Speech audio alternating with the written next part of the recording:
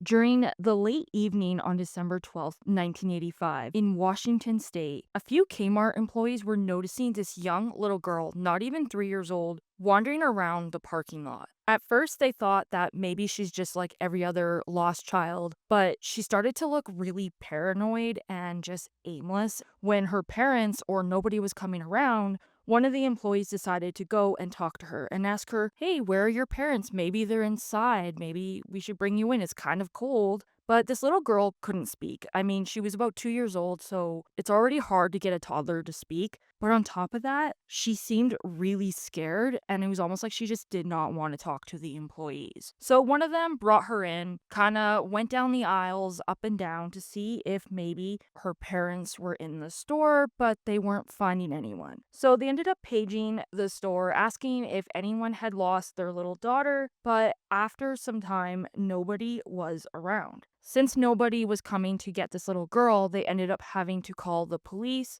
and this little girl was placed into foster care. They would end up broadcasting this little girl on the news. About 3 days later, that's when Luis noticed this little girl, Crystal. It was her granddaughter, but she was 30 miles away from Tacoma, and she wasn't with her mom, Diana, who was Luis's daughter. And she hadn't heard from her daughter in a few days, and this was just rubbing Luis really wrong. When Luis was able to get down and go and get Crystal, Crystal was so excited to see her grandma. She seemed pretty fine, but she still wasn't really talking. She kept trying to ask Crystal, "What's going on? Like, where is your mom?"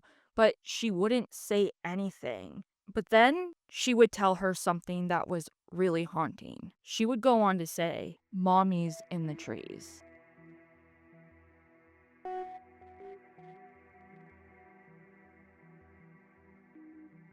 Welcome to the Decomposing Flower podcast. I'm your host, Jen. With me is Kira. In this podcast, we talk about all sorts of things that are true crime adjacent or anything we find interesting. So, this episode is going to have themes around murder, of course, and abuse. So, if that's something you're not that interested in listening to, you can check out another episode and we will see you guys there. All of the information is found online, and we mean no harm to anyone who has been affected by this case. As of right now, no one has actually ever been found guilty for the murders we're going to talk about. So just remember that everything we suggest is potentially just a theory. It's not facts. It's based on what some of the family believe or just what people on the internet believe. So kind of come up with your own opinion. But with that, let's kind of talk about what happened. So, Diana Robertson was in a relationship with Mike Reimer. They had a 2-year-old little girl named Crystal. They had a very complicated relationship. It wasn't very healthy. Diana was just old enough to hit the club and go out drinking with her friends. She was 21, and Mike was 36, and he actually had been dating Diana since she was 17 when he was like 32. I usually probably wouldn't mention this in this episode or in our cases, but their relationship was very abusive and wasn't good. And, I feel like with the age gap, that was already a red flag. Mike was your typical abusive boyfriend where he would get mad at Diana for everything. He would blow up on her. He was physically abusive, emotionally. He was your typical abusive prick where he was cheating on her and then he's accusing her of cheating. And he had even slashed her tires. The worst of it all, though, was just 2 months prior to this case, on October 19th, 1985, Mike was actually arrested for DV because he actually broke into Diana's apartment and started to be very physically violent with her. He pushed her face into the carpet. It was awful, and Diana was actually able to get away from him and call the police. And with this, she kind of just had enough of the abuse, and she finally was supposed to get a restraining order that was supposed to go in effect in January of 1986. But around Christmas time, Diana and Mike seemed to try and make it work. I'm sure he probably did what most abusers do and probably gaslighted her, probably love bombed her, probably sweet talked her. And with them having a 2-year-old little girl and also it's Christmas, maybe Diana was like, let's try and make this work. Darlene, who was Diana's sister, She didn't really know why Diana would go back to Mike, but she kind of speculated that maybe Mike gave Diana some security. It's also extremely hard when you have a child just to leave because there could have been multiple reasons as to why. He also could have just been your typical abusive boyfriend where he was love bombing her in this stage. It's so common for victims to stay in abusive relationships. According to National Domestic Violence Hotline, victims typically try to leave their abusers 7 times. And a lot of times, when victims do end up trying to leave, they do end up being murdered by their own abuser. So it's not just like this simple just leave. Now, it was noted that even though Mike was abusive to Diana, he wasn't abusive to Crystal. Although I would argue that even if a child isn't being abused, if they're witnessing that abuse, it's still as harmful and can affect them in the long run and how they view relationships. And it's another form of abuse. It's just like secondhand. But it seemed that they were going to try and make things work out. So they decided to spend some family time by traveling down to Nisqually River and look for a tree to cut down for Christmas, while Mike was going to go and check on some fur traps that he had created. So during the warm months and majority of the year, he was a roofer, but during the colder months and in the winter, he would do some fur traps that he would check on daily. So it seemed that they wanted to do two things at once. They were going to go and cut down a tree, and Mike was going to check on some of these traps, and then they were going to head home that night. But unfortunately, neither of them were going to be able to come home that night. It wasn't really until later when Louise was very confused on how she hadn't heard from her daughter. She always heard from her, and so it was just rubbing her the wrong way. And same thing with Lloyd, who was Mike's dad. He was already kind of confused. He hadn't heard from Mike. Even their friends were like, why haven't we heard from them? So obviously, they kept in contact with their friends and family on a regular basis. Their friends would end up driving near the locations that Mike would do some fur traps, but they never found them. But during this time, that's when Crystal was actually found in the Kmart that was 30 miles away. After she was placed into custody, she was then on the local news, and that is when Louise would see Crystal, and this just probably made her heart drop. When she finally was able to go and meet up with Crystal, Crystal was so excited. It probably was the first time she had seen anybody she recognized in a few days. But this was making Louise really nervous because why was Diana and Mike not around? Even though they had a really abusive relationship, they typically were always on the same page when it came to Crystal. And so for Louise, she thought this was really odd that they were never around. And so when she tried to ask questions, Crystal was, she's 2 years old. It's really hard to get an answer out of a toddler. But on top of that, she just seemed really scared. And, if she's traumatized, she's probably not going to talk about it because she's traumatized. But that's when she would go on to say, Mommy's in the trees. This is generally such a haunting thing because this could mean anything. This could mean that she's just in the woods, or is she literally in a tree? Like, what happened? Did she witness her mom do something? But the question that made everyone so confused is, how did Crystal end up 30 miles away from where her parents supposedly were? She's just 2 years old. It's not like she could have just like hopped in a car and drove herself there. It's not like she would have been able to walk there in the middle of the night. It just didn't make any sense. And so someone had to have dropped her off there. But nobody really knew, and there was no leads for a really long time. It wasn't until February, just a few months later, just 3 miles of Alder Lake, there was this dog. He was out with its owners, and the dog started to run. It was kind of like this abandoned area. And that's when this dog would end up running over to this truck that seemed abandoned. The owners obviously were like, that's kind of weird. What's going on? And that's when they would see a body of a young woman dead just behind the truck. Obviously, they called the police. What they saw was just so disturbing.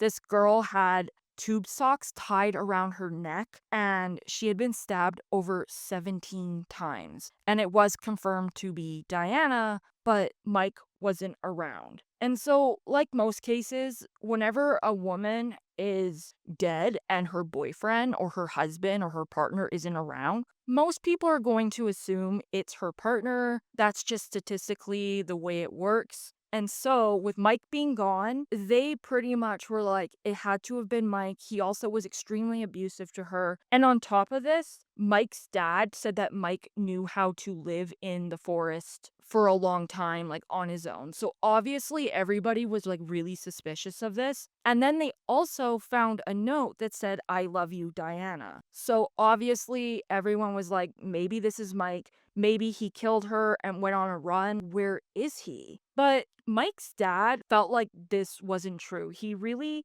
believed his son was innocent. For one, Mike had actually left his coat in the truck and he also abandoned his truck. This is also a time when it's extremely cold. If you live anywhere where it snows, you don't just leave your coat in your truck and then walk away. He would have had to walk about 2 to 3 miles just to get to the main road. So why would he leave his jacket? It just seemed like it wouldn't make sense. On top of this, he also didn't pick up his last paycheck and his bank account remained untouched. There had been no money taken out of it before or even after, so it wasn't like he just took a bunch of money and went on the run. It was almost like Mike just vanished into thin air and nobody really knew where he was. Majority of the family and a lot of people during these years pretty much just believed Mike was off, living his new life and just got away with murder. But fast forward to 2011, there was a man who was out with his neighbor and they were walking on their property, looking at some property markers when they would find a skull under some bushes. This skull was completely clean, but it had no upper jaw and there was a giant hole in the side of the head. Now, they were able to confirm that this wound was not from a gun, but they don't really know what caused it, and there was no weapons to be found. This skull, though, was found 100 miles away from where Diana was found, and after being analyzed, they were able to confirm this was Mike. It is unknown of what happened to Mike or who got to Mike because his body wasn't there, it was just his skull. As of what we know, no one has actually ever been found for who killed Diana and Mike, but it's speculated that they weren't the only victims. So on August 10th, 1985, just a few months prior to this case, Stephen Harkin and his girlfriend Ruth Cooper were last seen attending a wedding with their friends, and then after they were planning on doing a weekend getaway, when only a few days later, Stephen was actually found dead in his sleeping bag along with his dog, and his girlfriend Ruth was actually found a few months later when a few hunters had found her body and then they found her skull only 50 feet away from her where her body was. And they were both found in the same area where Diana and even Mike were found. Some of the similarities with this case was that first, both Diana and Ruth were found to have a tube sock wrapped around their neck with the exact same knot. And couples were both found miles apart from each other, the skull and the body not being in the same place. And also the couples had like a massive age gap, although it was like flip-flopped. Ruth was 44 and Stephen was 27. Although this could just be a coincidence, this might not really be anything else. But that was kind of one of those things where people felt like it was just too similar. So, a lot of the theories are that there is a serial killer that was out killing young couples without ever getting caught and is technically still out there to this very day, or that Mike himself was the killer and that he killed this couple first and then he killed Diana. There was a point where Diana had actually told her mom that Mike threatened to kill her, and he even bragged about how he could get away with it. But Louise felt like he was just kind of talking his talk. He was just trying to make her scared. And a lot of people would go on to say that they believed that Mike was abusive, but they didn't think that he would ever kill. Although I do want to say that most times when someone is an abuser, even if it starts off verbal, it'll go to physical. And usually when it gets to be physical, it's only a matter of time when they might kill you, whether it's intentional or not. And I just have to say, if you are in a relationship with someone and they're talking about how they could kill you and get away with it, you need to leave now. Obviously, I do not want to be victim blaming the family or even Diana because, I mean, maybe they really thought like he was just joking. And again, we have really no idea if Mike actually killed Diana. Mike can be two things at once, he can still be an abusive partner and he can also be a victim of a murder. But I mean, we really don't know if he killed Diana and then did he kill himself. Some theories are that Diana was seeing someone new and then Mike found out and he lashed out on her when they were out getting this tree or that he lured her there. But I mean, we will never know. I mean, there's not a whole lot of like evidence to back that one up, but it's like incredibly hard to know. The family still believe that it was Mike. However, Mike's family and friends really have said they believe he was innocent and that this killer got to him first, maybe, and then Diana. The only suspect in this case, besides Mike, was a man named Billy Ray Billard, who was arrested and charged with murder in 1989. So there was this couple, Edward Smith and Kimberly Levine, who disappeared during a weekend getaway in Grant County, Washington, and they were actually found murdered in separate locations. But really, the only connection they really had is that they were a young couple, they were found in the same area, and that their bodies were in different areas, but that's really it. Billy never confirmed that he killed Diana and Mike. So, I mean, who knows? But there's still a lot of questions to be asked. For one, apparently the day the couple went missing, early in the morning, Mike actually showed up to his dad's house with Crystal and not Diana. And when Lloyd was offering them breakfast, he said that they couldn't stay, that they didn't have any time. And then apparently he had actually brought Crystal to the Kmart, and a Salvation Army ringer had apparently seen him between 4 and 5 p.m.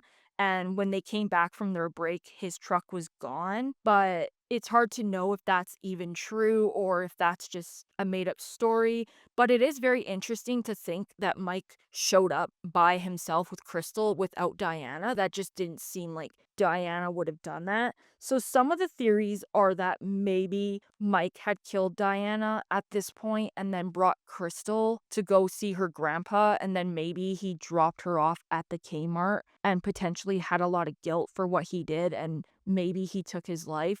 It's really confusing to know really what happened to Mike. It seems pretty obvious that Mike did it because, I mean, he did have that court case that was supposed to go in effect a month before they went missing, but I mean, we will really never know. Years later, Crystal still holds on to memories of her lost parents. Louise said that she kept a picture of Diana on her dresser, and Crystal would always show her new items to her mom, and I think that's so sweet and also so sad. But the family hasn't really done any interviews, and I don't even know if Crystal's done any interviews. They seem to kind of probably stay back. It's probably better for them to not really be going down the rabbit hole of what happened because I can imagine that would just probably mess with you a lot more. But yeah, that's pretty much what we have for this episode. I'm curious to know what everyone else thinks, what your theories are. Is there anything I missed out? But yeah, thank you so much for listening.